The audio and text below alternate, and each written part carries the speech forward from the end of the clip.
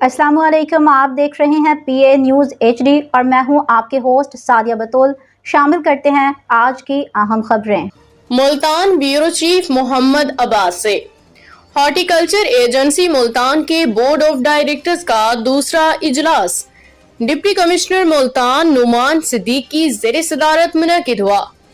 इजलास में managing director horticulture Karim Bakhsh, director admin and finance horticulture agency Multan Asad Ali, finance local government department और commissioner office के नुमाइंदगान ने शिरकत की।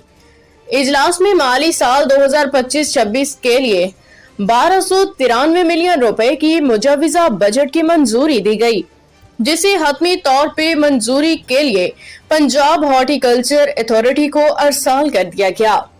इस मौके पे मैनेजिंग डायरेक्टर हॉर्टिकल्चर करीम बख्श ने कहा कि बजट की मंजूरी एक खुश आइंद इक़दाम है, जिससे इदारे को मजीद इस्तेहकाम हासिल होगा और शहर की खूबसूरती में नुमाया इजाफा मुमकिन हो सकेगा। न्यूज़ स्टूडियो से अब तक के लिए इतना ही। मजीद खबरों और अपडेट्स के लिए देखते रहिए PA न्यूज़ HD।